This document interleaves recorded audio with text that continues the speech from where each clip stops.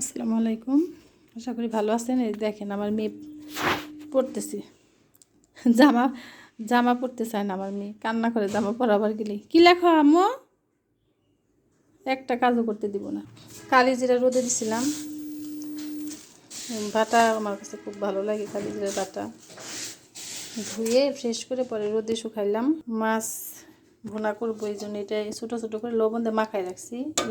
ধোয়ার আগে একটু করলা সিদ্ধ করে রাখছি। এটার মধ্যে ডাল বড়া বানাবো, এটা বাটবো। সব কেটে রাখছি, তাই শেয়ার করতেছি। ধুই নেই, ভিজিয়ে রাখছি, কষটা যেন বের হয়ে যায়। আর ছোলার ডাল সিদ্ধ করছি, এটা রান্না করব। এত কিছু মাঝে আবার ছেলেকে পড়াইতেছি।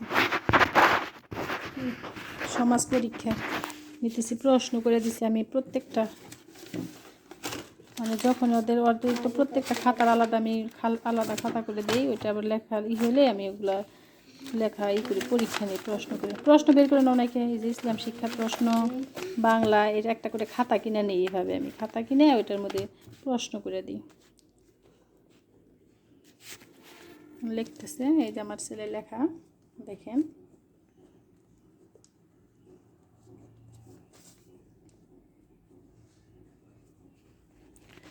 এগুলো আবার আজকে শ্রুতিলিপির শীত দিচ্ছে। সুন্দর করে লেখো, কাটাকাটি যেন না যায়। ওদের কাটাকাটির ওদের প্রত্যেকটা, ওদের স্কুলে প্রত্যেকটা লেখার কোনো নাম্বার কাটে। এমনি কিন্তু আলহামদুলিল্লাহ লেখা ভালো আছে, কিন্তু একটু যদি নাম্বার মানে একটু কাটাকাটি হলে ওটার জন্য নাম্বার কাটবো, পয়েন্ট কাটবো। সাথে সাথে এই যে দেখেন একটু ভুল, এটাই ভুল ধরবো। মানে ওদের স্কুলে আলহামদুলিল্লাহ পড়ার মানটা অনেক ভালো, এটা ভুল ধরবে ক্লাসে। মানে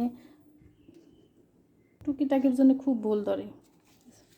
শ্রুতিলিপি দিচ্ছে ওদের আজকে শীত, এটা 10 টাকাতে কিনে নিয়ে আসছি।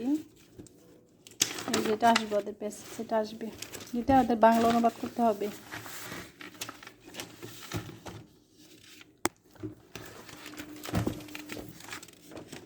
এই যে এগুলো আসবে ওদের পরীক্ষার মধ্যে, শ্রুতিলিপি বাংলায়, আবার এগুলো ইংলিশেও আছে, ইংলিশে এটা আসবে।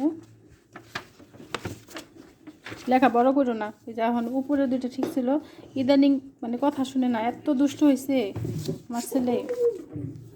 লেখো লেখো, কানবো না তো।